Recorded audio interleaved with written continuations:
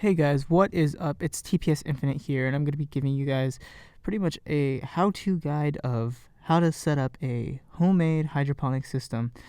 Now, this setup is fairly simple, and even though it's simple, there's like no information on the internet about it. You can find it in people's YouTube videos and everything like that, but they don't go in on, how they made it, what they made it out of, or anything like that. And it's very frustrating. And I spent hours and hours and hours of research of, how to do these micro grows. So this is a setup for a micro grow, and all you're gonna need to start is a 2-liter bottle, some hemp cord, hydroton, and perlite. Now, all of those together, it's about $40.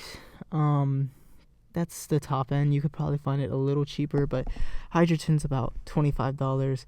Soda, 2-liter bottle. You're probably gonna want one or two just to make sure, you have a backup in case you do the first one wrong. Hemp cord's about $5, and perlite's about $5. So you got about $40 right there. With a very simple method. I'm gonna be doing an entire series of how to grow, from the simplest of methods, from micro grows all the way to big grows. I've done hours and hours of research for you guys, and I'm going to give you my knowledge because there's just no videos out there on how to do all this, and when they're not very specific. It's like they're trying to hide their secret. That's not really a secret. It's just information that you have to go read about, and a lot of people are visual learners, and I'm just trying to help everyone out and put it in one place so that people have a channel to come to. So the first step is pretty simple.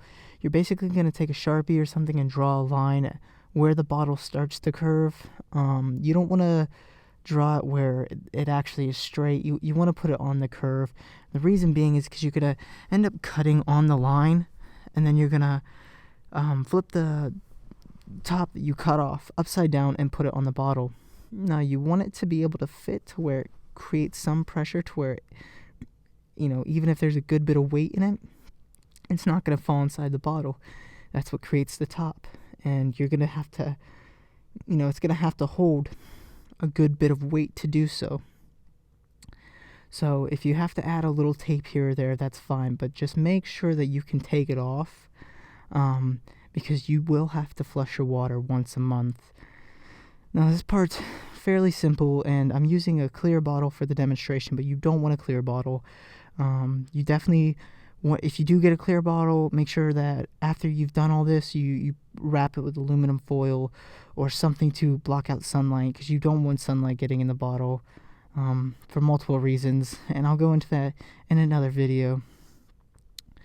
But yeah, you can pretty much use any 2-liter, and you can actually leave the wrapping on the 2-liter to block out sunlight. So the next part, pretty simple. You're going to want to wash your hydroton and perlite mixture, and you're going to want to wash it very thoroughly. I would say wash the hydroton separate and the perlite separate. The reason you're doing this is because there's dust, debris, there can be germs, bacteria, a lot of things on this hydroton. It comes in you don't really know where it comes from. So you want to make sure you wash it very thoroughly. You want to make sure you wash the perlite very thoroughly. Same thing. And then you're going to basically do a 1-in-1 mixture, meaning if you do 1 cup of hydroton, you're going to do 1 cup of perlite. So it's just going to be equal parts mixture, nothing special. And the perlite is basically to allow the roots to breathe. And if you don't have it, your roots probably aren't going to do very well.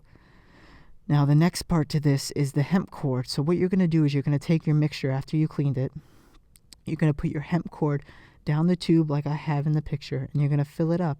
Now, you want your hemp cord about 3/4 the way into the rock mixture and about 3/4 the way into the water. So wherever your water level is going to be, you need to, have that marked, or make sure you have enough hemp cord.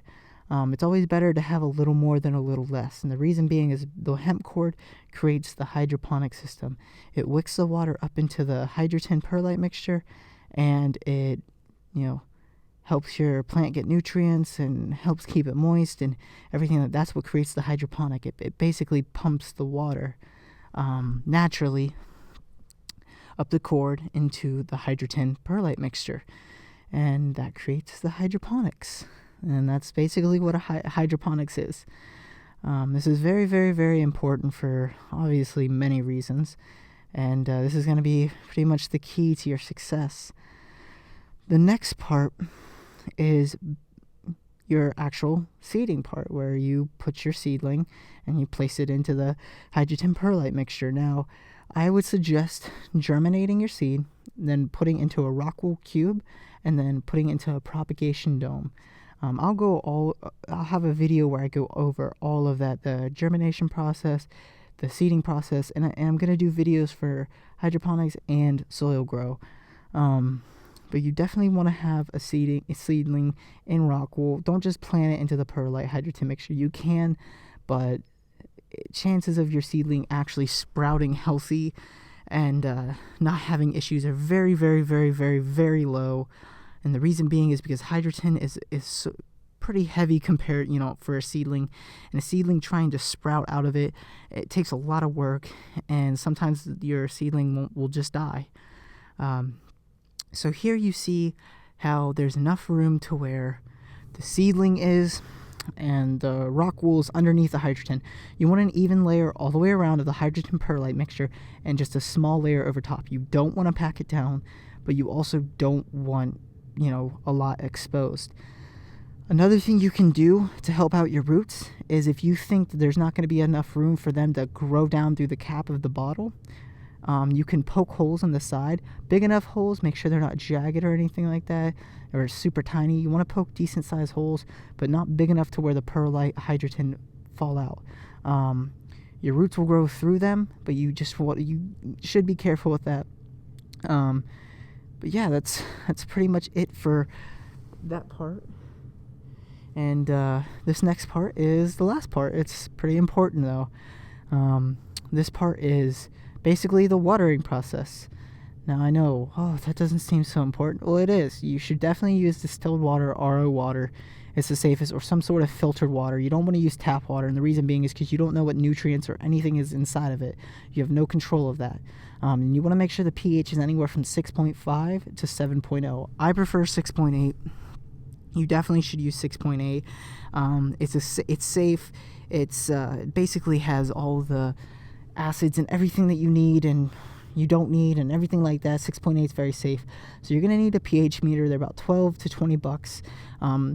And they're usually ppm meters too, which is parts per million, and that's a whole other thing I'll get into in another video. But that's pretty much it, guys. I'm going to be doing an entire series on this, from small microgrows to large grows.